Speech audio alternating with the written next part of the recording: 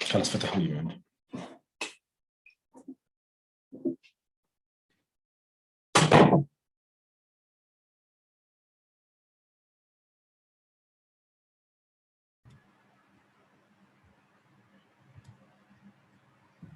Good evening, Dr. Osama. How are you? Good evening, Dr. Amita. How are you? Long time. Nice to meet you again. Same here. How are you keeping? I heard you were sick in between. Yes, I sick too much, but now, alhamdulillah, I retain approximately 1975. I'm very good because I have very damage in my legs.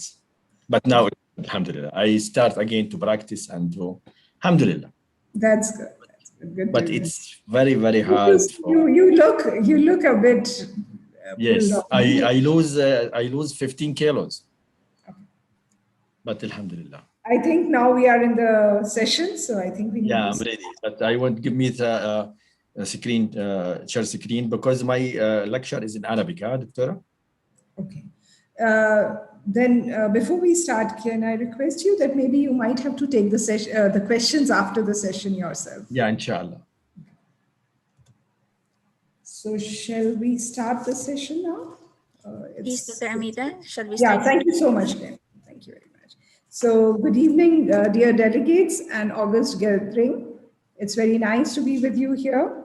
And before I start, I would like to thank Professor Aisha Al-Dahari and Dr. Leila Sheikh for giving me this opportunity to serve as your moderator for this session.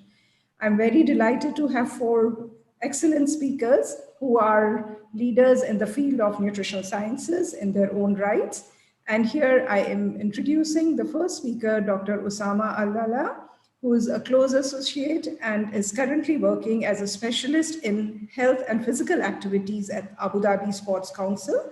His work is focusing mainly on physiotherapy and kinesiology, and he's a certified international consultant and lecturer in the areas of physical activity, obesity, and health.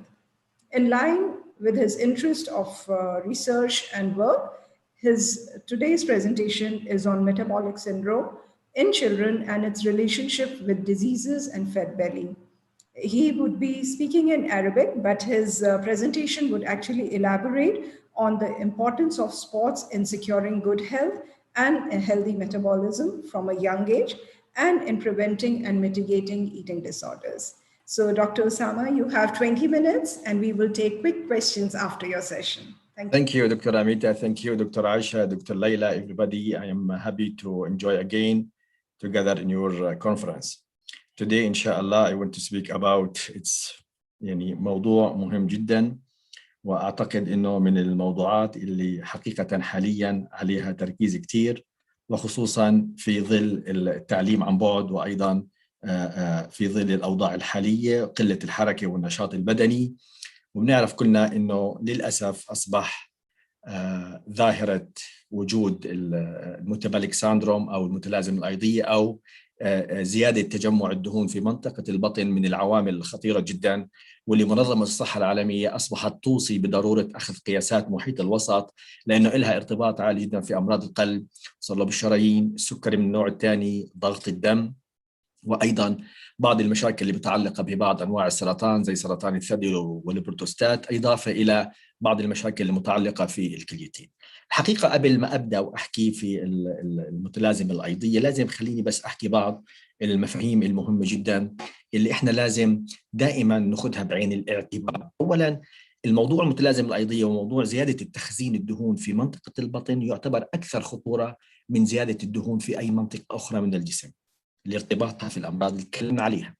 لما نتكلم عن أي ظاهرة صحية سواء كانت إيجابية أو سلبية، لازم نأخذ في عين الاعتبار إنه من العوامل الوقائية والعلاجية ليس فقط مرتكزة على عنصر واحد. كثير دائما بنحاول إنه بقول لك أنا بعمل فقط إكسرسايز لهذه المنطقة، أو أنا بعمل دايت، أو إلى ما لا نهاية. لا، في منظومة من العوامل بتساعد على عملية زيادة هذه المشكلة أو التخلص منها. دائما اللي هو نمط الحياة المتوازن أو اللايف ستايل، اللي هو الجانب البدني والجانب الروحي والجانب العقلي والجانب العاطفي والجانب البيئي. كل هذه الأمور مع بعض تلعب إيجابيا أو سلبيا. وحتشوفوا بعد شوي بأنه الجانب النفسي هو من أهم وأخطر العوامل اللي بتساعد على زيادة تخزين الشحوم في منطقة البطن ولا سيما عند النساء. إذا حتى أستطيع أني أنا أتخلص من هذه المشكلة يجب أني أنا يكون عندي اختيار، والعافية أو الويلنس هي قرار واختيار وليس ردة فعل. كثير منا إحنا بيلجأ إلى عملية حل المشكلة علاجيا بعد وقوع المشكلة، أي بنصير إحنا ردة فعل وليس فعل. فالجانب الوقائي بنمط الحياة وأسلوب الحياة هو الأهم، ولا سيما حكيت في هذه الفترة عند الأطفال. ويمكن خلال السنة 2019 و2020 من الجائحة لحد الآن أكثر من 500 بحث ريسيرش انتشر على موضوع الحركة والنشاط البدني وأسلوب الحياة في الجائحة. وجدنا أنه فعلا مستوى النشاط البدني انخفض بشكل كبير جدا. إذا المنظومة المتكاملة هون، لأنه في علاقة عكسية، علاقة طردية عفوا، كل عكسية. كل ما زادت دهون البطن كل ما انخفضت المناعة للأسف. حنعرف بعد شوي ليش. لأنه السموم دائما في الجسم البشري تتخزن بالخلايا الشحمية.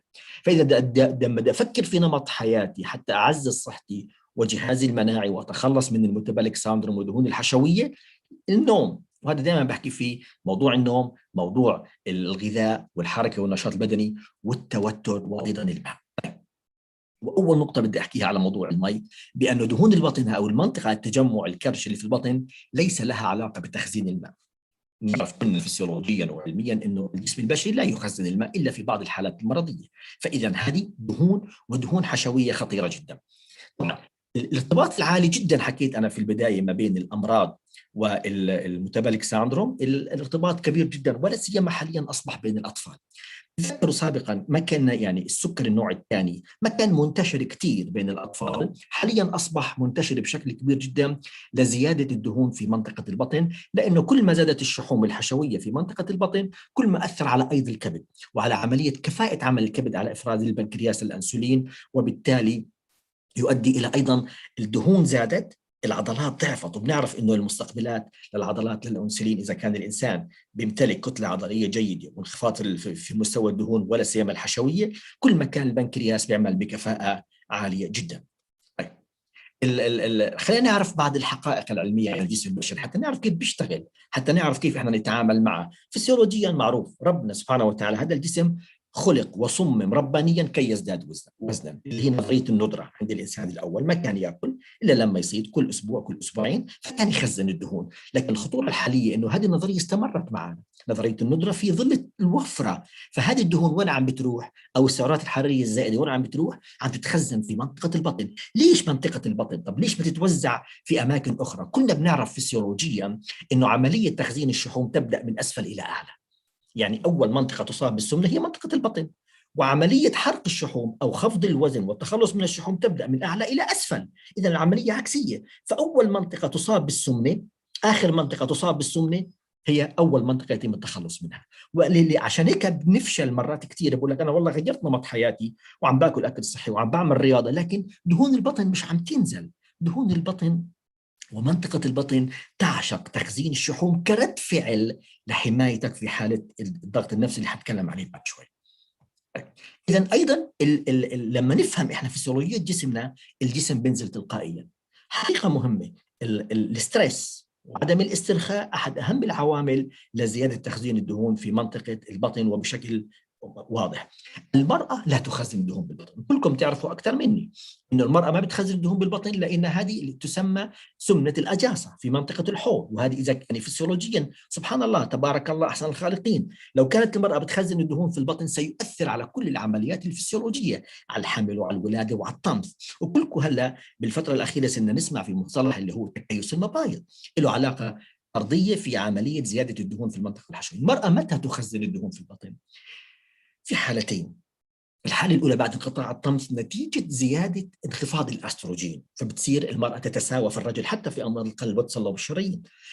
المرحلة الثانية أو الحالة الثانية لما تعيش القلق والتوتر والسترس. كل ما زاد القلق والتوتر والسترس عند الإنسان يزداد عملية تخزين الشحوم في منطقة البطن. والدراسات شو بتحكي؟ مقدار توترك يقاس من محيط وسطك.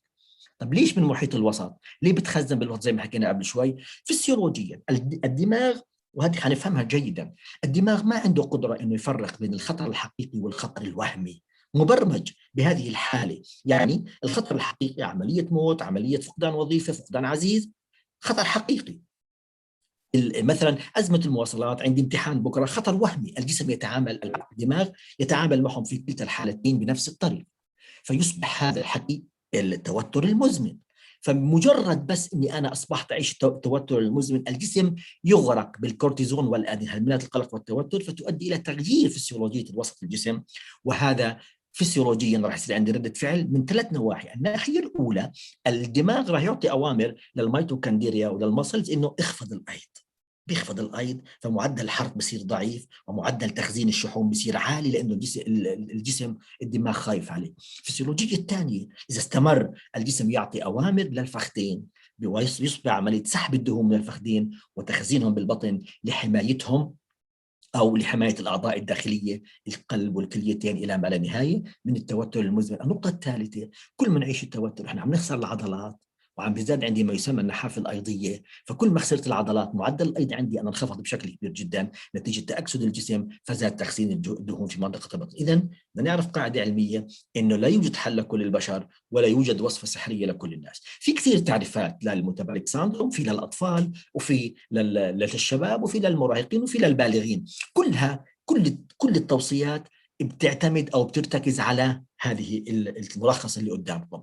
زيادة محيط الوسط، وبنعرف حسب التوصيات بأنه زيادة محيط الوسط حكينا عند المرأة مختلف عند الرجل. المرأة من 80 ل 88 سم، الرجال من 94 ل 102. زيادة عن 88 نصبح في مشكلة الميتابوليك ساندروم، وعن 104 عند الرجال في 102 مشكلة الميتابوليك ساندروم، مع ارتفاع الدهون الثلاثية أكثر من 150، والكوليسترول انخفاض مستوى الكوليسترول الضار أقل من 40، وأيضا الجلوكوز عند الصيام 110، إضافة للضغط الانقباضي والانبساطي من 130 ل 185، وأيضا مع في عنده الشخص يكون تناول العقاقير. 2 من 5 من هدول يعتبر الإنسان حسب الاتحاد الدولي للسكري بأنه مصاب في الميتابوليك ساندروم. طيب. إذا الميتابوليك ساندروم مرتبط بشكل مباشر في دهون البطن، مقاومة الأنسولين، كل هذه، وخصوصا الإصابة بالسكري من النوع الثاني. كل هذه المجموعة هي حالات من الشذوذ الأيضي بتؤدي إلى الخطر المتزايد في أمراض القلب، صلب الشرايين والسكري وضغط الدم، إضافة حكينا للمشاكل الأخرى. النقطة اللي بدي أحكي عليها هون حتى الجميع يفهمها، لا يوجد شيء اسمه فوكس ريدكشن. يعني شو المقصود هون؟ هذا لخصناه قبل شوي. المقصود هون بأنه الفوكس ريدكشن، قبل ما ادخل على هذه النقطة، بأنه لا يمكن التخلص من الدهون من منطقة محددة. يعني إني أنا لا يوجد، لا عن طريق الرياضة، ولا عن طريق الكريمات، ولا عن طريق الأدوية، ولا عن طريق المشدات، ولا عن طريق جلسات المساج، ولا عن طريق تكسير الشحوم أبدا. لأنه الدهون سبحان الله تفقد من الجسم بالتساوي كنسبة وتناسب. أعلى منطقة، يعني أنا عملت تمرين رياضة لمدة ساعة، خسرت مثلا نفرض 10 جرام من الدهون، هذه ال 10 جرام موزعة على كل الجسم، وهذه خاصية مهمة جدا. إذا ما في شيء اسمه فوكس ريدكشن حتى بالرياضة، لكن في شيء اسمه خصوصية في عملية تقوية العضلات. أنا بقدر أقوي العضلات، وحتكلم عليها بعد شوي ليش. طيب، الفترات والعوامل اللي بتأثر على تطوير ميتابوليك ساندروم عوامل مقسمة إلى 4 مراحل. ما قبل الولادة، في مرحلة الحمل، كل الدراسات بتحكي بأنه سلوك المرأة أثناء الحمل، عاداتها الغذائية، نوع النشاط البدني والحركي اللي بتمارسه، الإصابة بالسكري أثناء أو سكر الحمل، يؤثر على احتمالية أن يصاب الطفل في المستقبل في الميتابوليك ساندروم أو في السمنة بشكل عام، لأنه يصاب بالسمنة حينصاب في الميتابوليك ساندروم. المرحلة الثانية ما بعد السنة الأولى ما بعد الولادة، المرتبطة في الارتداد، زيادة الخلايا الشحمية. الرضاعة الصناعية لها دور مهم جدا من الناحية النفسية، لأنه الرضاعة تؤدي إلى إفراز هرمون البرولاكتين وهرمون الأكسوتوسين، هذا هرمون الحب. كل ما نقص الطفل يبدأ بالبحث عن بديل. الحليب الصناعي في دهون أعلى، في سكر أعلى، الطفل يستمتع فيزداد عدد وحجم الخلايا الشحمية بشكل كبير جدا. الإدخال الطعام الصلب قبل الشهر السادس، الخمول وقلة الحركة. مرحلة الطفولة، وحاليا في ظل حسب الدراسات الحديثة 2019 2020 2021 في بعض الدراسات انتشرت في بداية السنة بأنه زاد الخمول البدني في فترة الجائحة، مما أدى إلى زيادة احتمالية ارتفاع الإصابة في مستويات السكري من النوع الثاني عند الأطفال. أول كان 4 إلى 1، يعني كل 4 في 1 حاليا، قد تصل 3 إلى 1 حسب بعض الدراسات. الخمول ومشاهدة التلفزيون والتعليم عن بعد والتكنولوجيا كلها أدت إلى نقص النشاط البدني، وارتفعت الخمول، الخمول هلأ يصنف العامل الرابع للوفيات، وزاد تناول السعرات الحرارية. الطفل جالس في البيت مش عم بيتحرك، الحالة النفسية والضغوط النفسية، وهل الأطفال يعانوا بالضغوط النفسية؟ نعم، نتيجة أنه قل عندهم المتسع من الحركة والنشاط البدني المتفرغ أو الطاقة الزائدة، فيلجأ إلى ممارسات أخرى سلبية كتناول السعرات الحرارية. المراهقة وفترة الهرمونات، التغذية خلال هذه المرحلة، الحالة النفسية، الحركة والنشاط البدني، وأيضا من أخطر الموضوعات اللي هي ما يسمى الكاربنج أوبيسيتي، السمنة الزاحفة، اللي بتلاقي هلا كل واحد يتابع اولاده ويشوف وين الدهون عم تتجمع، تلاقي الكرش اللي هي ليست وجاهه اصبحت حاله مرضيه عاليه جدا. اذا العاملين المرعبين في موضوع الميتابوليك ساندروم كل واحد منهم بدفع الاخر، السمنه المركزيه ومقاومه الانسولين، مقاومه الانسولين والسمنه المركزيه، زي الحال علاقه بين الخمول البدني والسمنه والخمول البدني، كلاهما يؤدي الى نفس المشكله.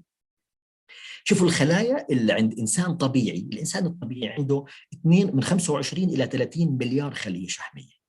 الإنسان البدين عنده من 42 إلى 106، وبالتالي حجم الخلية أكبر 40 مرة. إذا زيادة، كل ما زادت الخلايا الشحمية كل ما انخفضت الكتلة العضلية، وزاد تخزين وزاد تخزين السموم اللي أيضا بضعف الجهاز المناعي زي ما حكيت أنا في البداية.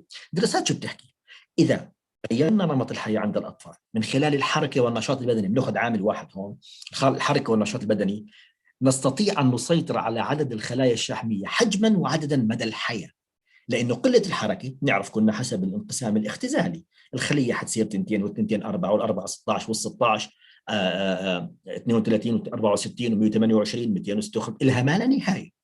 فبالتالي الحركة والنشاط البدني، وهذه رسالة هلا حاليا من خلال مؤتمرنا، بأنه نأخذ العين الاعتبار بأنه الحركة والنشاط البدني ستقي من كل هذه الأمراض، من القنبلة الموقوتة اللي هي الكرش نتيجة تجمع الدهون. هذه الدهون اللي متجمعة هون زي ما حكيت أنا قبل قليل هي تعتبر من أخطر أنواع الدهون، اللي حنشوف بعد شوي ليش من أخطر أنواع الدهون. دهون البطن اللي هي مرتبطة، هذه الدهون اللي حكيت أنا فيما يسمى بطريق عمل الكبد والعضلات، وايضا تحت الجلد والبنكرياس، فبالتالي بتاثر على ايضا الكبد، وبالتالي ترتبط في عمليه ضعف كفاءه البنكرياس على العمل. تخيل بس معي بنقطه جدا بسيطه، انه الكبد تبعنا محطوط في بركه من الدهون، كيف سيعمل؟ لن يستطيع ان يعمل. وفي المقابل حنشوف بعد شوي انه هذه سمه الاجهزه، سمه التفاحه، انه الخلايا الشحميه، يعني هذا الفرق بين الرجل والمراه، الخلايا الدهنيه اللي في الحوض عند المراه صغيرة وحساسة لعمل الأنسولين، الخلايا الدهنية اللي هي في منطقة السمنة عند الرجال مقاومة لعمل الأنسولين. فبالتالي سبحان الله عشان نتيجة وجود الأستروجين، فبالتالي عشان هيك لما ينخفض الأستروجين تتساوى المرأة والرجل في أمراض القلب والصلب الشرايين. إذن ليس موضوع خفض السعرات الحرارية وليس موضوع النشاط البدني المعادله المتلازمه. حكيت قبل شوي الحاله النفسيه والضغوط النفسيه والقلق والتوتر، الطفل او الكبير او البالغ او اي شخص منا لما يعيش حاله من القلق والتوتر يبدا في عمليه التعويض. حكيت الاستراتيجيتين الاولتين في البدايه اللي هي الاوامر خفض الايض، سحب الشحوم وتخزينها في البطن. الاستراتيجيه الثالثه زياده تناول السعرات الحراريه الغنيه بالسكريات حتى يزيد افراز هرمون السيروتونين اللي يفرز من المعده، فيؤدي الى عمليه الاحساس بالمتعه، وهذا السكر وين حيتخزن؟ دهون في منطقة البطن. النقطة الأخرى هرمون الليبتين، هرمون الشبع، سيصبح مقاوم، حساسيته قليلة جدا، مش عم بيوصل الرسالة للدماغ. نتيجة الدراسات بتحكي إنه كل ما زادت الدهون في منطقة البطن كل ما أثر على كفاءة عمل الليبتين وزاد كفاءة عمل الجرلين، فدائما بنحس حالنا جوعانين. دكتور أسامة 5 minutes more. It's okay. إذا النقطة المهمة جدا بدنا نرفع الأيض، لأنه المعادلة تكمن في العضلات، في المسلز. كل ما أنا رفعت الأيض تبعي في كل منطقة الجسم، ومنطقة البطن هي عضلة، وعضلة واحدة على فكرة، لكن مقسمة إلى 3 أقسام: العلوية والسفلية والجانبية. لكن حكيت أنا في البداية قبل شوي إنه إحنا لا يمكن إنه نخسر الدهون المنطقة محددة. طب كيف أنا بدي أعمل إذا أنا بدي أعمل الرياضة؟ شو دور الرياضة؟ حتى في خسارة موضوع الدهون في منطقة البطن، هذا حكي كله حكيناه واللي قرينا عشان ما أطول عليكم.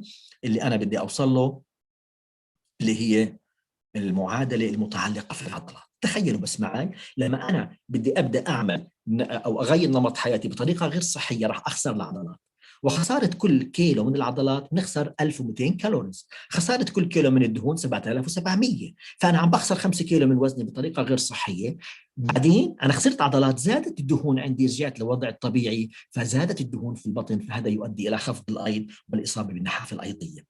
إذا المعادلة بدنا نعرفها بأن النشاط البدني سواء أدى أو لم يؤدي إلى نقصان الوزن، حطوها قاعدة، أن سيؤدي إلى خفض نسبة الدهون الحشوية. هذا الهرم اللي أنا بدي أبدأ فيه حتى أغير نمط حياتي. بنتذكر كنا الهرم السابق لهرم الغذاء، نفس الشيء هرم النشاط البدني. القاعدة عندي هون اللايف ستايل، نمط حياتي، انه يكون دائما اكتف، نظريه التململ، كل ما تحركت. النمط الثاني اعمل نشاط بدني يؤدي الى رفع معدل ضربات القلب. النمط الثالث ادرب العضلات والاسترتشنج. النمط الرابع اقلل الخمول والجلوس لساعات طويله قدام التلفزيون او التكنولوجيا. هذا بيساعد بشكل كبير جدا على عمليه تقويه عضلات البطن وزيادة أكسدة الدهون على حساب أكسدة الدهون والوقاية، المحافظة على الكتلة العضلية، وأيضا رفع الأيض في وقت الراحة وتحسين الحالة النفسية والمزاجية. وهذا الكونكلوجن تبع الكلام، إنه أدى النشاط البدني أو لم يؤدي سيؤدي إلى خفض الدهون الحشوية، وبالتالي انخفاض مقاومة الخلايا للأنسولين، وأيضا تحسين عمل الليبتين، وبالتالي تحسين عمل منطقة القلب. بدنا نحكي بس على السريع، في وصفة سحرية جدا رائعة اللي هي التمرينات السريعة القصيرة، الهاي انتنسيتي، اللي أنا بعملها 5 دقائق أو 10 دقائق بشدة عالية تفوق كل أنواع الرياضات، وخصوصا المشي. المشي غير فعال في خفض الدهون في منطقة البطن، لأنه أصلا ما بيرفع الأيض بشكل كبير، لأنه ما بيقوي العضلات. التمرينات العالية السريعة العالية الشدة جدا، دراسات بتحكي إنه 10 دقائق باليوم. دكتور أسامة please last 1 1 minute. 1 minute just 1 minute. هذه التمرينات بتساعد بشكل كبير جدا على خسارة الدهون. عم بخسر دهون مش عم بخسر عضلات. السلايد اللي قدامكم بوريني أنا بعض هذه التمرينات مقارنة مع التمرينات الأخرى أدت إلى خسارة الدهون بشكل واضح جدا، لا وزيادة الكتلة العضلية، وما في خسارة بالعضلات. هذه التمرينات أيضا بتشجع على زيادة رفع الأيض لمدة 16 إلى 18 ساعة بالريكفري بعد انتهاء النشاط البدني. هذه التمرينات بتزيد الأدرينالين بنسبة 1500 مرة، 1500 ضعف مقارنة مع وضع الراحة، وبالتالي هذه تكون مركزة في منطقة البطن أكثر، فتؤدي إلى زيادة حرق الشحوم في منطقة البطن بشكل كبير جدا نتيجة الحركة والنشاط البدني. فالريكومنديشن إنه نزيد من تمرينات الهاي انتنسيتي للناس اللي بتقدر بالاستمرار 5 دقائق 3 مرات في الأسبوع، لها فوائد أكثر من استخدام رياضات المشي أو الجري الخفيف. فالريكومنديشن الأخير نغير نمط حياتنا، نزيد نمط النوم الجيد، التغذية الجيدة، المي، نبعد عن القلق والتوتر، إضافة للحركة والنشاط البدني. Thank you, Dr. Amita. I'm so sorry because maybe I take more 1 minute. No, you are just on time, and thank you very much. Though I could not understand your presentation, but I found it very engrossing. And in interest of time, let's continue with the second presenter, and then we can come back to you. Inshallah. Inshallah. Yeah, thank you so much. Thank you.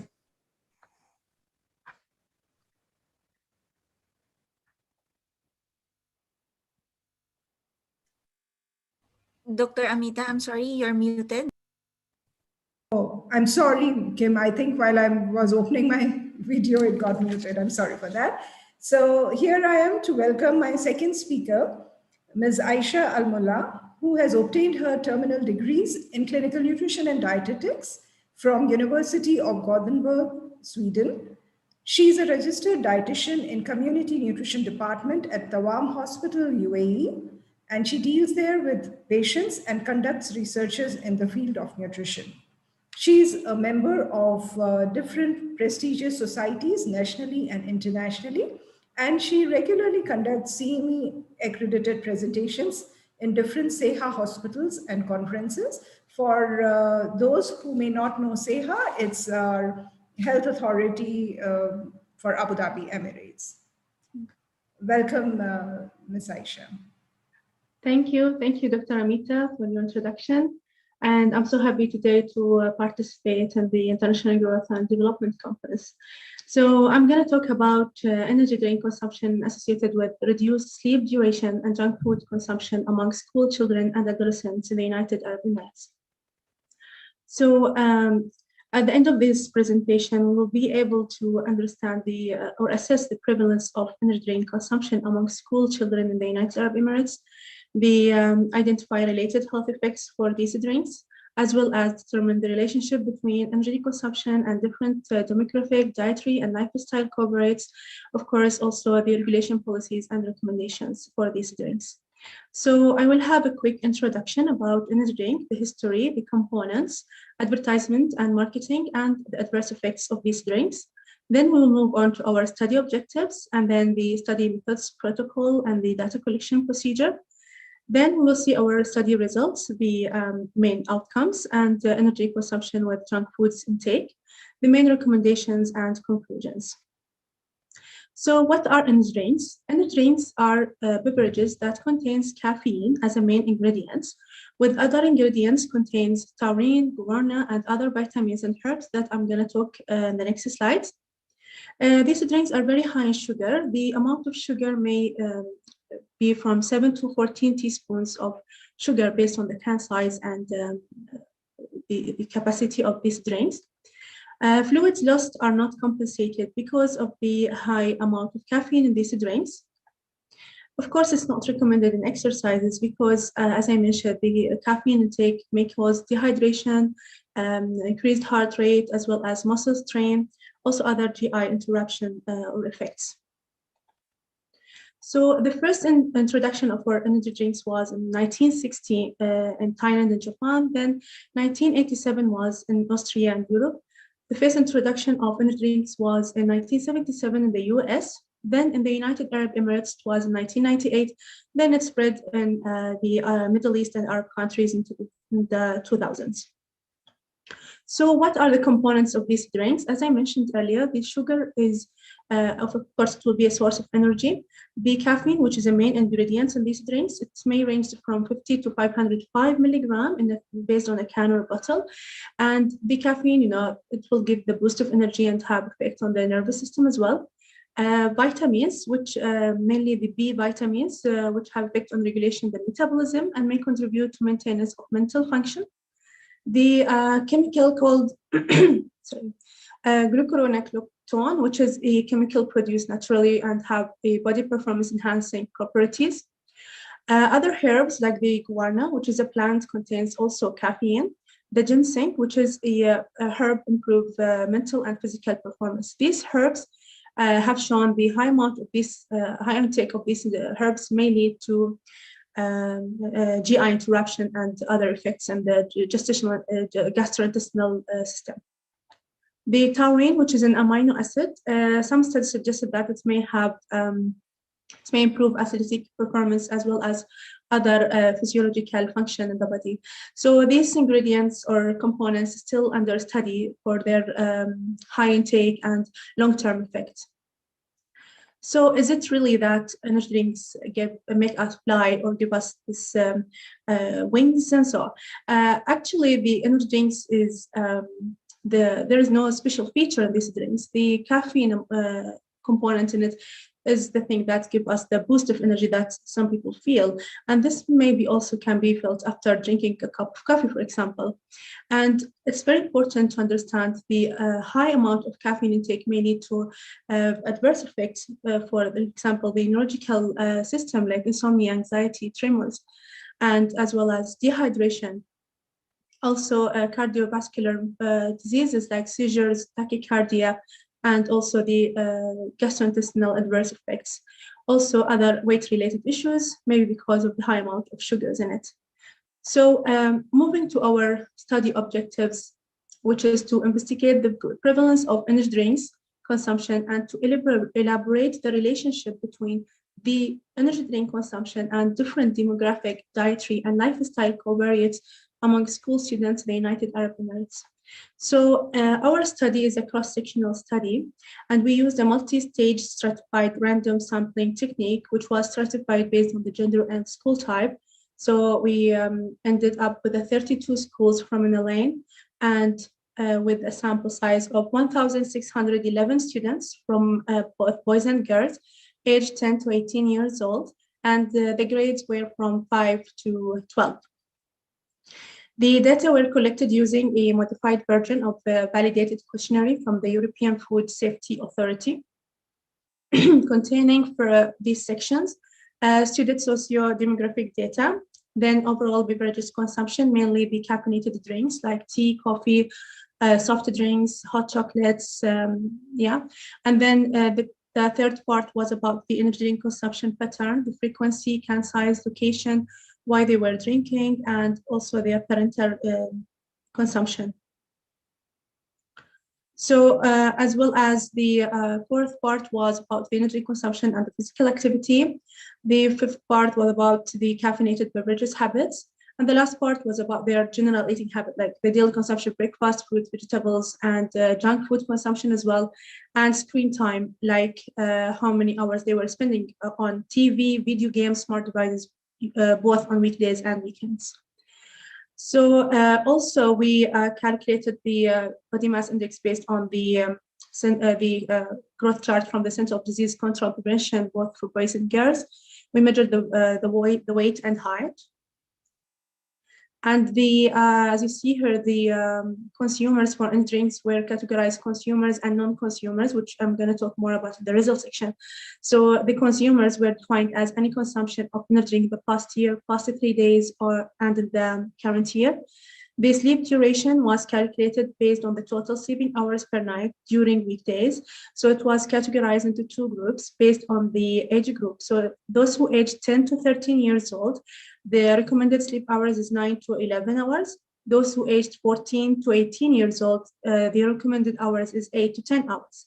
So the categorization was meet the recommended sleep duration or didn't meet the recommended range. And here you see that how we did the data collection. So we have face-to-face interview for each student. We used cans that they can see the size and the type and the brands, as well as pictures, and we measured the weight and height as mentioned. So our main results, I think I'm gonna use the pointer here, so it will be easier for you to follow. So here we have the group aged, sorry. So aged 10 to, sorry. So here we have the, group age 10 to 12 and 13 to 18 years old. And you see that the amount is equal between males and females.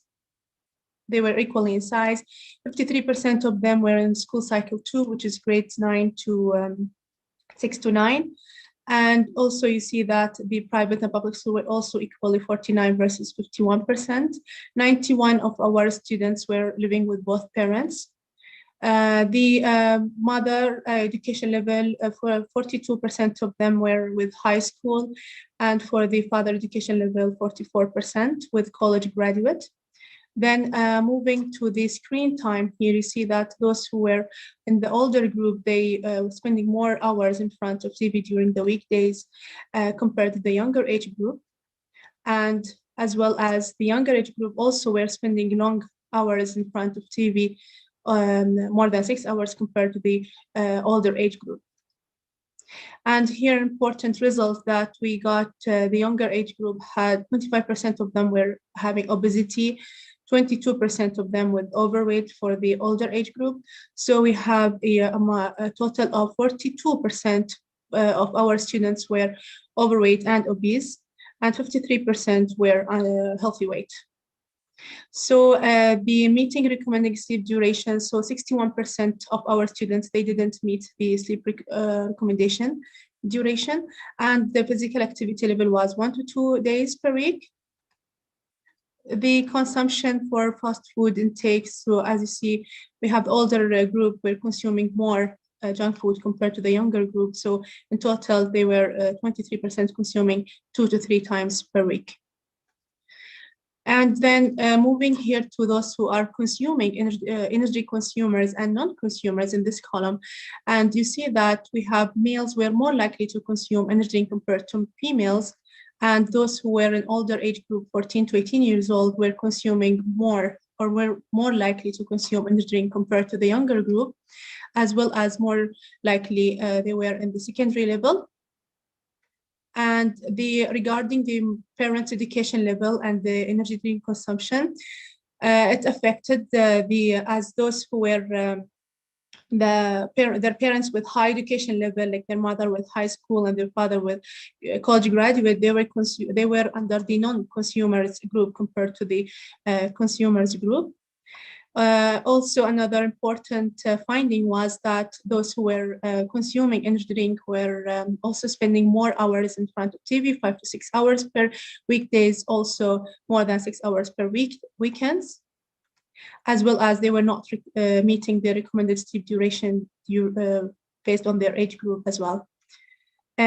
Also, those who were consuming energy drinks were also consuming more fast food, and this was investigated more here in the after we did the logistic regression analysis, and we found that the junk food consumption was a significant predictor for energy consumption, as those who are consuming junk food were more likely to consume energy drink as well. And the consumption was seen more among males than females and among the older age group. So those who were 14 to 18 years old were 2.5 times more likely to consume energy drink compared to the younger age group. And also those who didn't meet the sleep duration recommendation were 1.5 times more more likely to consume energy drink compared to those who met the sleep duration recommendations. And also the screen time, those who were consuming longer hours in front of the screen were more likely to consume energy drinks. So this will lead us to our main recommendations that in all the US member states, energy drink can be sold, but with specific regulations. Like, for example, in Sweden, the products sales are regulated by pharmacies, and sales to children under the age of 15 are illegal. In Canada also, energy drink products require warning labels. The maximum daily consumption amount also should be there, and also advice against mixing these drinks with alcohol. In the United Arab Emirates, we have our Emirates Authority for Standards and Metrology, which set regulations, policies for energy drinks, like it's not allowed for pregnant and lactating women, persons under the age of 16 years, persons with sensitivity to caffeine, and those who suffer from certain diseases like the heart or chair problems, as well as during exercises. And you can see that it's written on the cans, but it's really not very clear for the consumers. And here I want to show that there was a study comparing two groups of healthy individuals. The first group got energy drinks and the other group got caffeinated drink. And after 2 hours, they found that the group that drank energy drink, they still had higher systolic blood pressure compared to the group who only drank caffeinated drink. And this is important to see that how or what these energy drink really components of these drinks and how this is affecting the heart health as well as the blood pressure. So also regarding the tax regulations, in Mexico, purchases of taxed beverages, including energy drinks, have decreased by an average 6% after the tax implementation in 2014. In the UAE also, we have the Federal Tax Authority implemented the excess tax 100% in October 2017.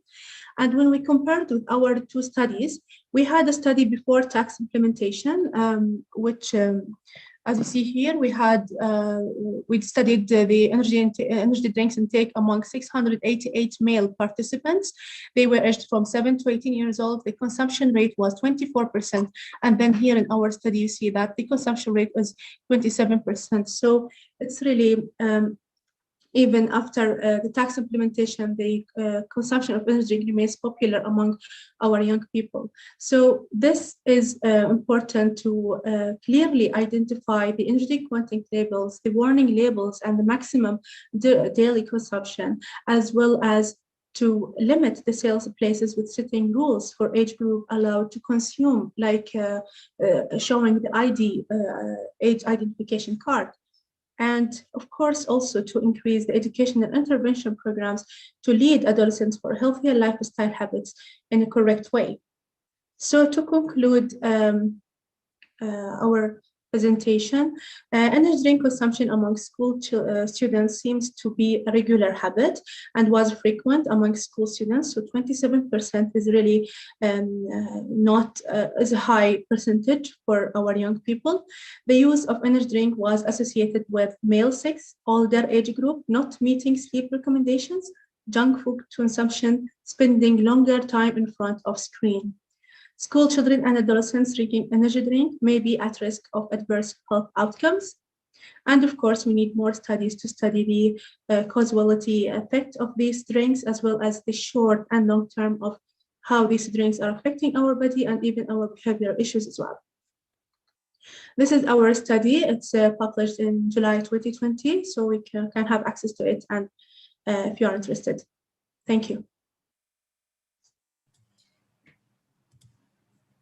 Thank you, Ms. Aisha. Very interesting study, very systematically done, and the findings are very alarming that even though the country policies are launching some strict strategies, still we are not able to reach where we have to.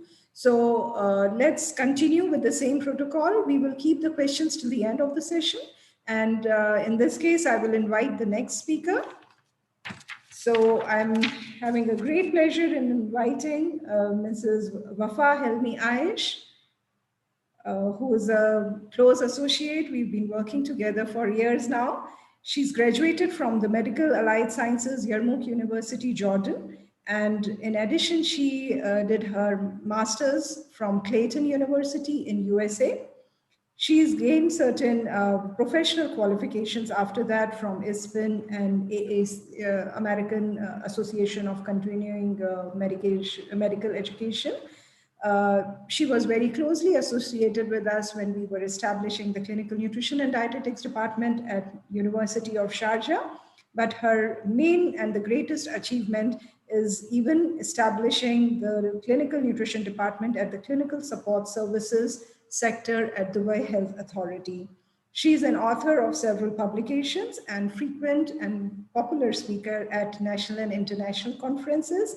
She is also a founder of Sweet Kids Group and volunteer member of Friends for Diabetes in the UAE. I welcome Mrs. Aisha to give your talk. It's on effects of exercise on ad libitum food intake. Thank you, Professor Amita. How are you? Nice to see you. Same here. It's a pleasure to talk. I'm not gonna use the video, so I can feel relaxed in talking. I'm gonna give a lecture about the energy balance regulation effect of exercise on ad libitum food intake. So when I want to talk about this, let me see. This is the objectives that I'm gonna cover. The factors about energy, what is the metabolic equivalent, utilization. So when we talk about nutrition, what is the meaning or how our body needs the energy, why we need the energy?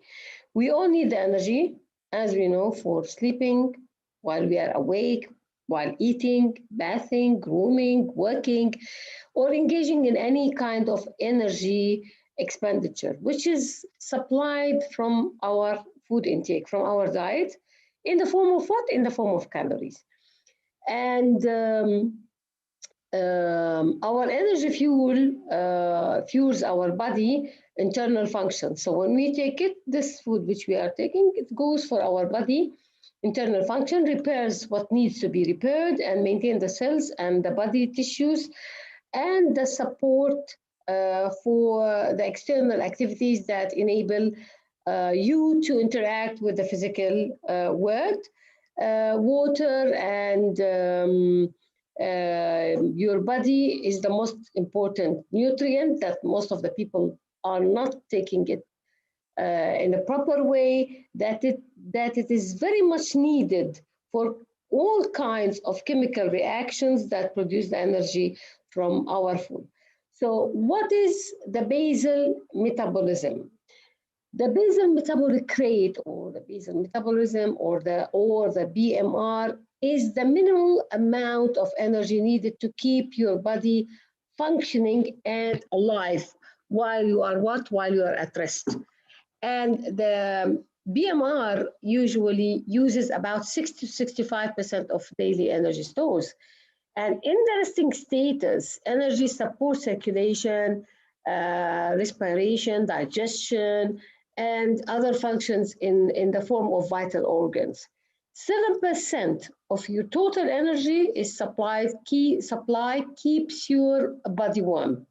And usually energy need differs according to your age, gender, body composition, health status, and diet and activity level. And we can see there's an equation for male resting metabolic, and this equation is 66 plus 13.7 multiplied by the weight of this guy, the males, plus 5 multiplied by the height, minus 6.8 multiplied by the age.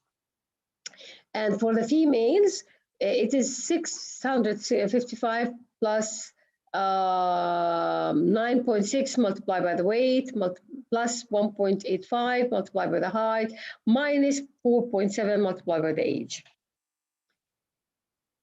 Now, what is the body composition? Body composition is one to determine of energy requirements, and our muscles in the body, most metabolic tissues, which means it's require more energy than other body tissues to maintain itself. And because they are naturally more muscular men, they need more calories than the women do. And children and adults undergoing developmental changes in height, weight, and body composition, which have a greater needs of energy, and most of the clinical dietitians and most of you know that. Energy requirements change, as I said, for people with age, because tissue atrophy is causing a reduction in basal metabolism, or the energy. And as you see, there's a different shapes of men, and each one of them needs an amount of calorie. And surprisingly, that the more weight, all of them are the same age, but different height, but they have the same amount of, they are all 82 kilograms, but the height differs, and you can see the total amount of calories between each one of them differs from one to another, even though they have the same age group as well as the same height. Now, what about the digestion and absorption? You can see that basal metabolic rate, how our organs use these calories. You can see that muscles are the most, 20%, followed by the liver, followed by the brain, then goes for the digestion, heart, kidney, fats, and others. Digestion and absorptions of the nutrients in the food use around 5 to 10% of our daily energy stores to produce more energy. And that composition also determine energy requirements for food metabolism. Carbohydrates, proteins, fats are digested and at different rates. And we can see that digestion's protein uses most of energy, around 20 to 30% of calories, while the carbohydrates use around 5 to 10% of the calories. Fats uses 0 to 3%. What does AD-Lipton feedings mean? AD-Lipton feedings means that the diet is available at all time. And we have something called the separate utilization, where we take the total energy expenditure, coming 60 to 70% from the resting energy, influenced by the age, sex, growth, hormones, genetics, pregnancy, temperature, And then 8 to 10% goes from the diet-induced thermogenesis, where is the amount of and that the type of food is influencing, intensity, physical activities 20 to 30%, where intensity, duration, and type of exercise is done or physical activities, and the body mass. Now, when we talk about physical energy, energy functions supported by energy includes exercise, work, and play. And if you can see that 70%, as I said, basal metabolic rate, physical activities 20%, thermogenesis 10%. And this physical energy, if you are active and have high lean body mass to fat ratio, your energy are greater than somebody who is sedentary lifestyle or who doesn't move, or he have a high fat, have a high body fat. Also, we have something called mental energy, and where your brain needs a constant supply of energy, continuously maintain, support, and protect your life. Mental activities such as when you want to work, your hobbies, your reading, your studying, your homeworks, all these are, if you want to learn, for example, a new language, you have to use your brain. So you need this energy for so many activities, and brain cells requires double the amount of energy needed by other cells. So worry, stress, they actually, you burn more energy or more energy than the physical energy, because you are under stress. Problems and finance, employment, schools, health, relationships, family, friends, all this, if anybody have a small problem, you will worry, you will be stressed, then your mental drains more energy than the physical activities. Look at weight maintaining. If I want to maintain my weight, I have to make sure that there's an energy intake factors. On the other side, we have the energy expenditure factors, where both affect our brain, our metabolic, hormonal, our cognition, rewards, environmental style, genetics, and epidemic early lifestyle events. When we talk about diet composition, if I have more refined food, if I'm taking high fat food, which gives me more energy, if I'm taking low density food, high fiber food intake is low, my fullness is not that much. All these are affecting as well my weight and gaining weight and maintaining my weight. In the other side, we have the energy expenditure factors, where the resting energy rate and lean body mass, duration, intensity increases, thermic effect of food, high energy intake, higher protein intake. All these are affecting my weight maintenance. Now, when we talk about substrate utilization during rest, we have something called indirect calorimetry, where it is used in the hospital, where we have this equation: the respiratory quotient equals the volume of CO2 produced divided by the volume of O2 consumed. And you can see that carbohydrate, protein, fats, alcohol average on complete oxidation varies than the physical value, where we comes to that each gram of carbs gives me 4 calories, each gram of protein gives me 4 calories, each gram of fats gives me 9 calories. In the indirect calorimetry, it's the technique which measures that volume of gases exchanges, the CO2 production and the O2 consumption, that allows to determine the proportions of different nutrients oxidized and calculate the energy released from each nutrient. That's how we came to 4, 4, and 9. In resting subjects consuming an average diet, roughly like 35% of fats, 12% of protein, and 53% of carbs, who studies the post-operative status, about 2.8 calories are expended for every liter of oxygen. In the rest status, an average person consumes usually in resting 60%, physical activity 32%, and thermic effect 8%. 3 ml of oxygen, O2, per kilogram of body weight per minute. Example, 1 kilocalorie per kilogram of body weight per hours, which equivalent to 1 metabolic equivalent. We call it the MET. And in this rest status, an average person consumes, as I said, around 3.5 ml of O2 per kilogram per body weight. Using these values, the common ones, it is calculated like, for example, if I have a man with a 70 kilogram, he expends around 1,680 calorie per day. How it is consumed, we see that the total body composition, we have 60% water, 50% fats, and 18% proteins, and 7% minerals. The total salts is around 40%, and the total fluids is around 60%. When we talk about the total metabolic fuel and the circulating fuel, we can see that 32.3 grams circulating nutrients gives me around 1,013 calorie.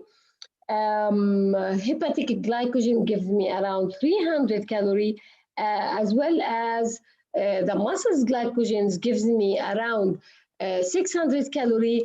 Proteins gives me around 2,400 calorie, and 15 grams of fats gives me around 141,000 calorie.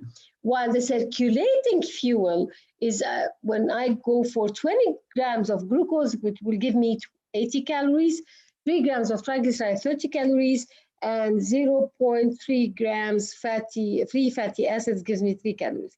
Now, in total, the storage there is 1,065,900,000 kilocalorie in circulation. We have, there is only 113 calories. Okay.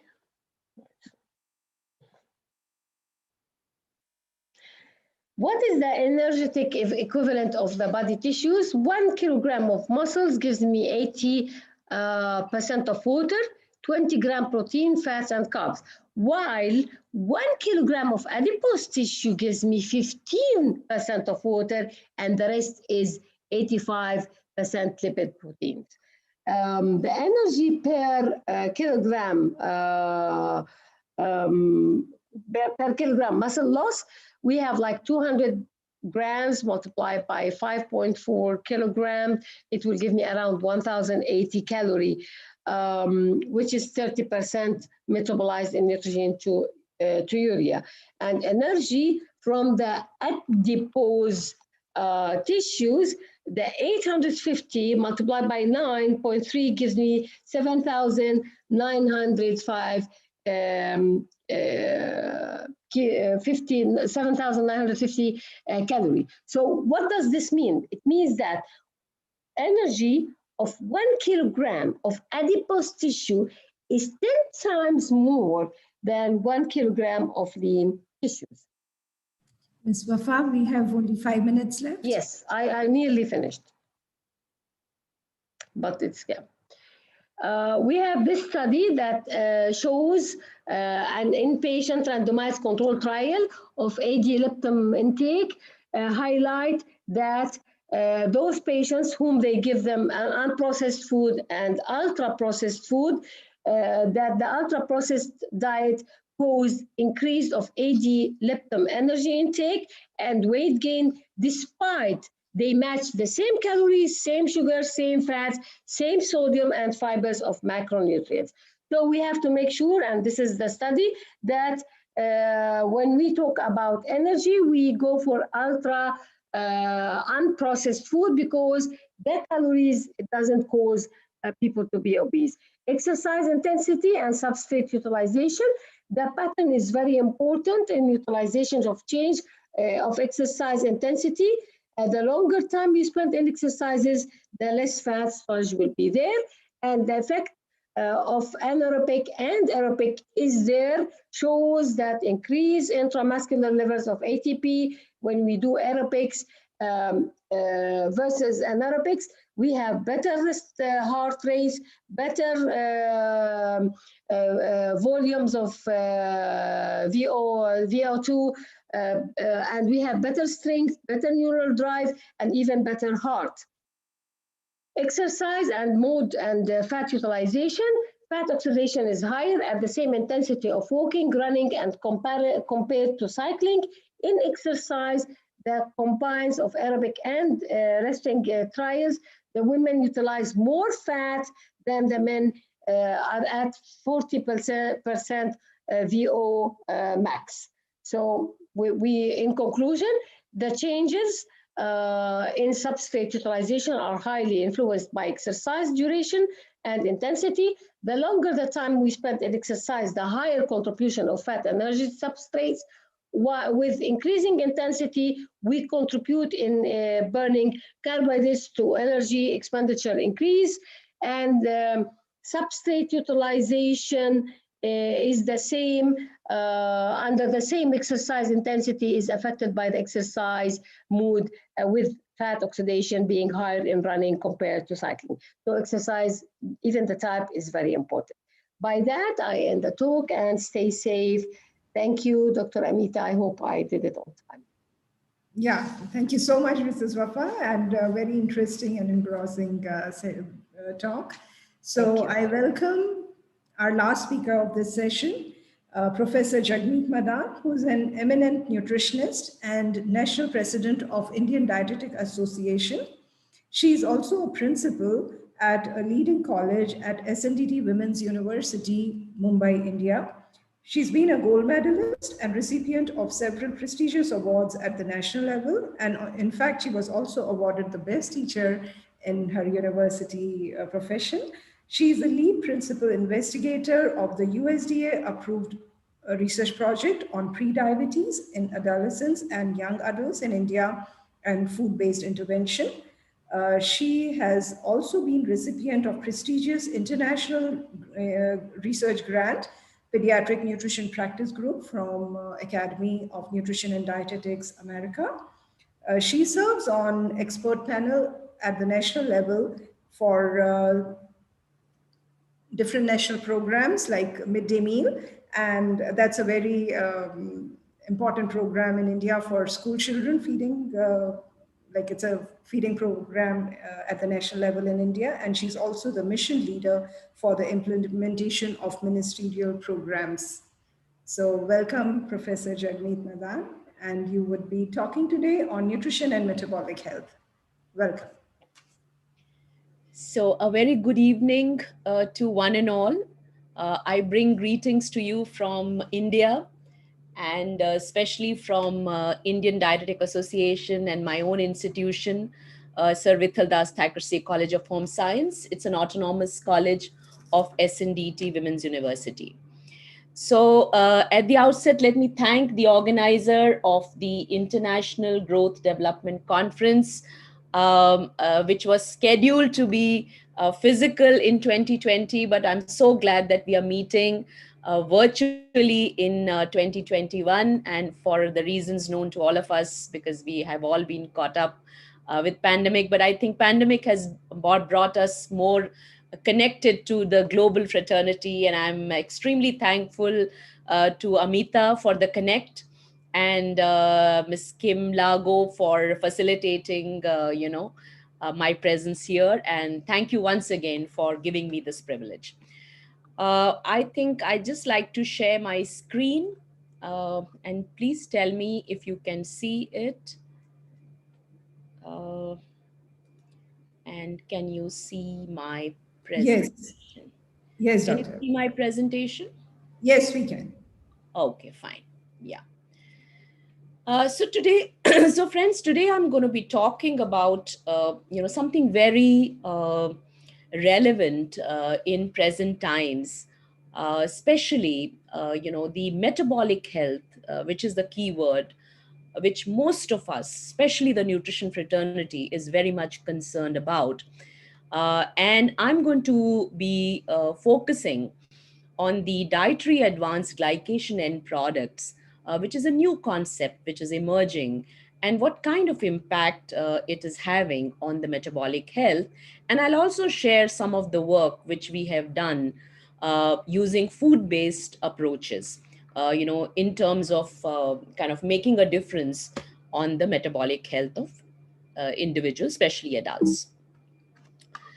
So, so when we talk of metabolic health, essentially, what is metabolic health? Metabolic health relates to a state when optimal levels of all the risk factors or variables are maintained without any medication. And what variables are we talking about, or what risk factors are we talking about? We're talking about the systolic and diastolic blood pressure. We're talking about triglyceride levels. We're talking about the HDL levels. We're talking about the fasting glucose levels. We're talking about the high sensitivity C-reactive protein, the insulin resistance. And if out of this whole cluster, we have less than 2 metabolic at-risk criteria, we would designate that person to be having a good metabolic health. So, if I have to classify individuals based on metabolic health phenotypes, we can clearly demarcate 4 metabolic health phenotypes. The first being metabolically healthy non-obese. So we are looking at a BMI less than 25 and less than 2 metabolic risk factors. Or we are looking at metabolically healthy obese. So low degree of insulin resistance or less than 2 metabolic risk factors, but even though the BMI is higher than 25. But what I'm most concerned about is the third category, wherein you're looking at people who are metabolically unhealthy and non-obese. Okay, and of course, the fourth category is the metabolically unhealthy and obese. Now, if you ask me from an Indian perspective, today we are seeing lean obesity. Okay, so my concern is not only obesity, I'm looking at people who may not be having a high BMI, but they are having a higher level of cardiometabolic risk factors, which becomes a concern because it goes unnoticed, because looks can be deceptive and people feel that they are fine, till the time they realize that they are struck with, a heart attack or a stroke or some kind of eventuality which emanates or which comes out of an abnormal metabolic health. So the surrogate markers of insulin resistance, visceral fat, these are some of the important things which are, determinants of metabolic health.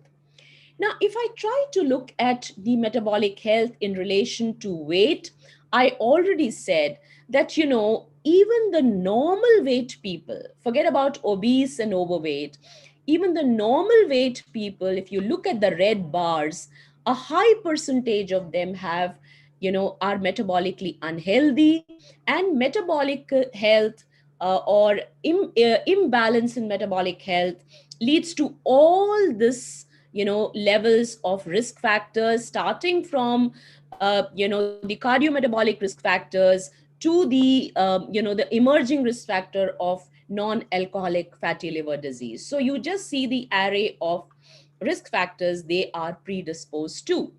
And we all know that as the metabolic health becomes worse, our inflammation level goes higher, and as the inflammation level goes higher, we know that the beginning of the story of cardiac problems is the oxidation of the LDL, and it's this oxidized LDL which causes the injury at the endothelial level or endothelial layer, and favors the precipitation of atherosclerosis.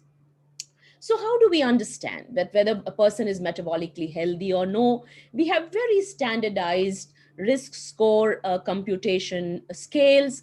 We have one which is available or standardized by the American Diabetes Association. We have one which has been standardized by our legendary Dr. V. Mohan for Indian population. And if you look at these scales essentially look at very clear parameters like age, abdominal obesity, physical activity, family history. And based on this, you can score yourself and you can know how much you are at risk to, abnormal metabolic health.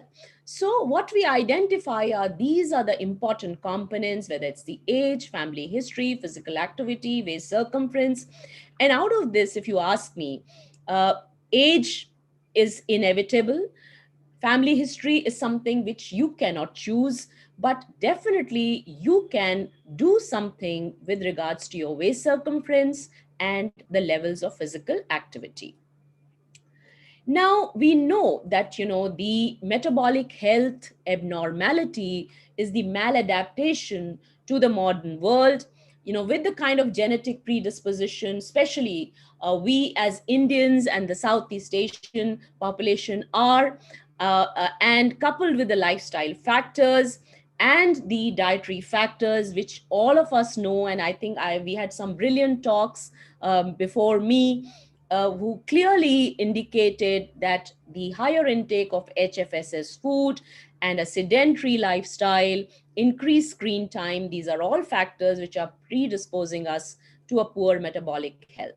Now, I'm bringing you a concept of dietary advanced glycosylation end product or advanced glycation end products, which are formed in the food, and they are formed through non-enzymatic reaction between the reducing sugars and free amino groups.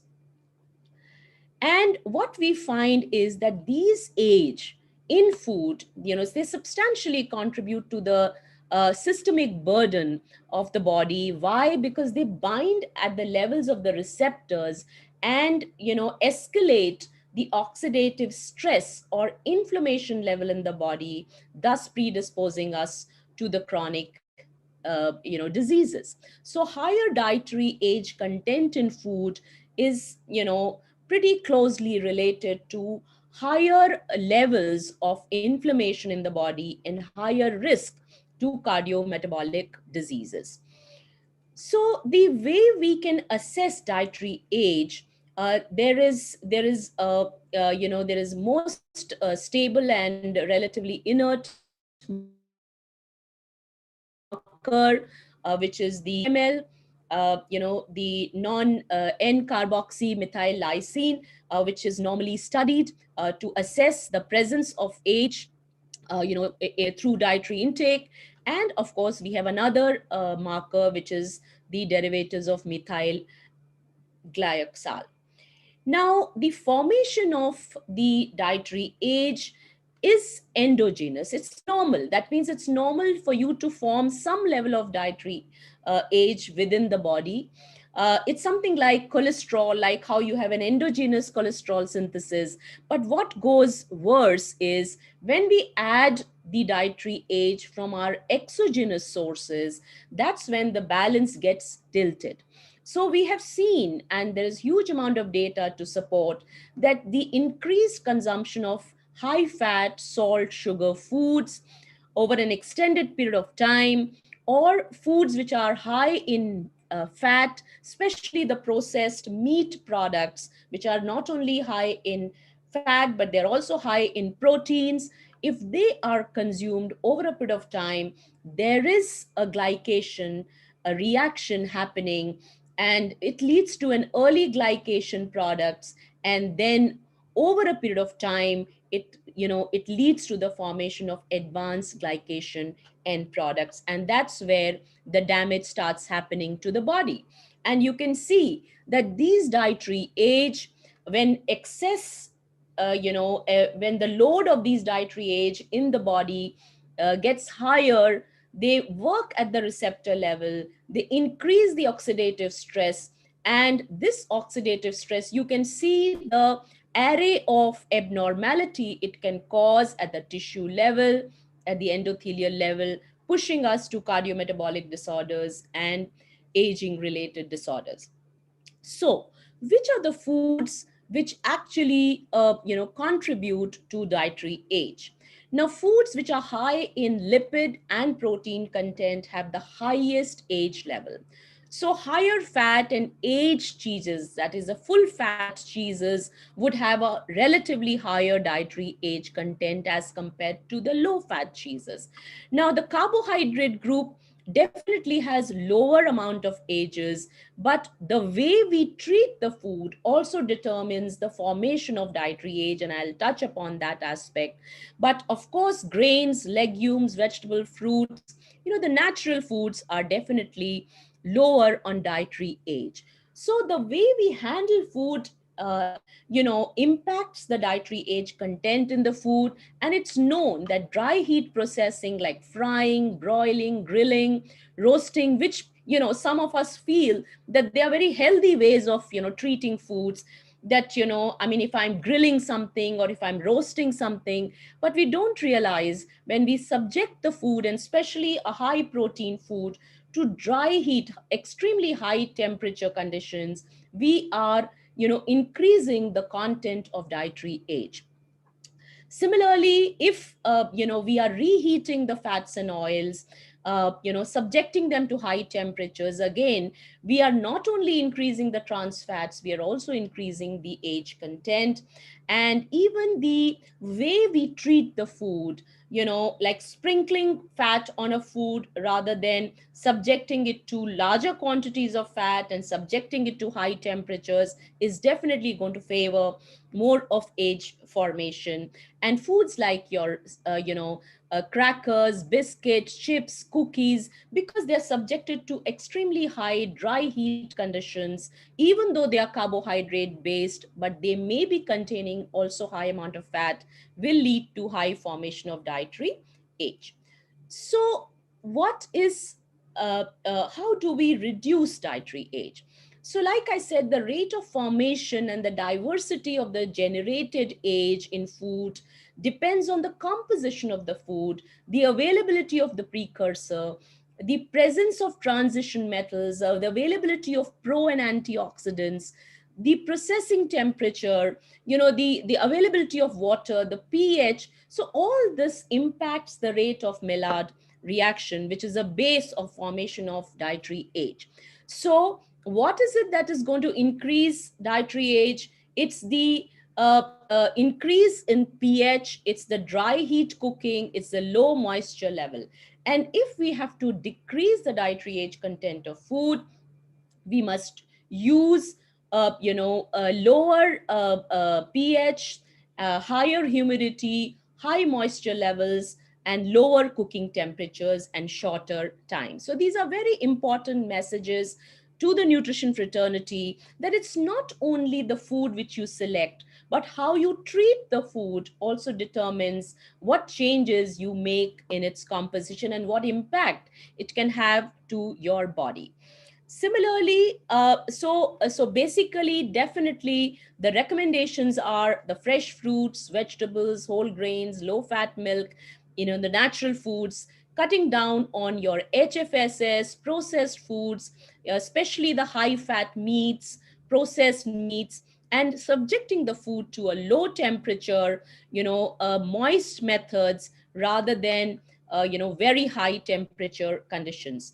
Now, there are certain therapeutic agents which are being developed, which can interfere on the mechanism of action of the dietary age, but this is at a very, very preliminary stage and we don't have very convincing data. Now, I'm going to share in the next couple of slides. Professor Madan, 5 minutes are left, please. Okay, sure.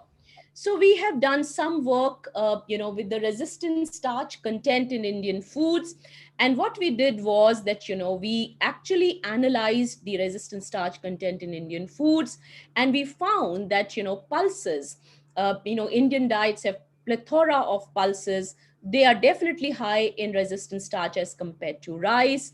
But the way we treat the pulses, like when you soak, when you germinate, when you combine it with the cereal, when you dextrinize, all these methodologies increase the resistant starch content of the diet. What we did is we went one step ahead to actually plan an experimental diet, giving us 16 grams of resistant starch, just a food-based approach, given to adults 25 to 45 years for just 14 days.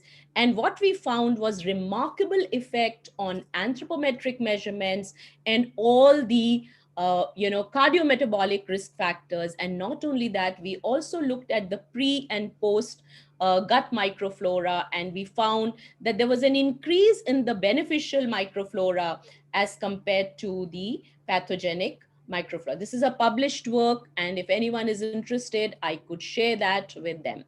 The other work which we have done is with nuts, and we value nuts for the MUFA and the linolenic acid. And we have done some work with walnuts, and we did, with almonds, and we've done a randomized control trial which is the effect of almond consumption on glucose metabolism, hyperinsulinemia, markers of inflammation in young adults in Mumbai.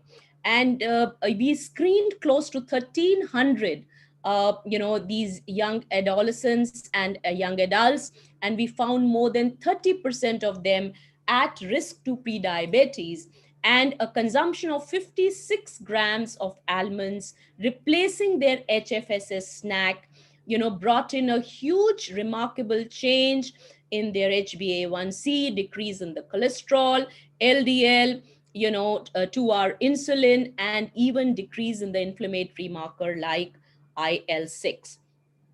And this was the control group was given an isocaloric snack, which was based on cereal pulse combination, but it was high in fat and carbohydrates. Now, the last bit is that I want to leave you with another term, dietary phytochemical index. I think this is one thing which even nutritionists of today need to ponder about. We can actually calculate this dietary phytochemical index of the diets. And, there are studies to show that higher dietary phytochemical index score is related to lower prediabetes or better metabolic health. So with this, I just want to end with leaving a few key messages as a way forward, that metabolic health is dynamic and can undergo transition with diet and lifestyle intervention. And when I say it's dynamic, the 4 metabolic types which I showed you, people can be moved from one to the other, and that's where the dynamism comes. The recent dietary determinants include the dietary age and endocrine disruptors, environmental pollution, smoking, which add to the inflammatory state. It is the amalgamation of the principle of food science and dietetics, which need to arrest the formation of dietary age in food. And we need to shift the focus from single foods or individual nutrients to complex matrix of the diet, which gives the synergy between dietary constituents and metabolic health. And let's come together to calculate the metabolic health quotients of our diet and get this pendulum higher on the metabolic health quotient, where all the dietary determinants are known to us: the quality carbohydrate, the good quantity and quality of protein, especially plant proteins, good quality fat. I showed you some work on quality carbohydrate and good quality fat from nuts, and the vitamins and minerals and phytochemicals, and the low age foods, and how we can get them by just altering not only the selection, but the way we treat the food. So with these words, I think I'm going to say thank you very much, and let's work towards strengthening our metabolic health. Thank you. If there are any questions, I'll be most happy to answer. Thank you very much. You really gave a thought-provoking presentation with a lot of new concepts, which we should be now working and taking more further research in these directions. Yeah. I'm so sorry. It seems we are running behind schedule and we would not be able to take any questions. However, the panelists would stay with us. So in the chat box, if the audience would want to ask any questions, please, you can direct your questions to the speakers and we can continue. The speakers would continue responding to you in the chat box itself. And once again, I thank all the speakers for bringing contemporary science to this platform, to the audience for your attention, and some deliberations which we have missed to an extent, but I can see some chat box messages and some question answers, which hopefully would be resolved soon through the chats. And lastly, I would want to thank Kim and her team for facilitating this session. Thank you very much. Thank you so much, Dr. Amita, and it was a pleasure to have you as one of our moderator, and we look forward to your session in the coming days. Thank you very much, Kim. Thank you, Dr. Amita. All right, everyone, we will end our session for now. We have an 8 minutes remaining break. Just like as mentioned a while ago, we have our exhibition hall, our exhibition room in the platform that you will be able to visit. Just click the exhibition hall in the platform link or website, and it will direct you to all the sponsored booth. Each booth has a chat functionality that you'll be able to communicate with to the representative online at the moment. We will exactly start our last session for tonight, and we hope everyone would be able to connect again after 5 minutes. So please feel free to visit and roam around the exhibition hall, and we look forward to see you again in the few minutes. Thank you, everyone.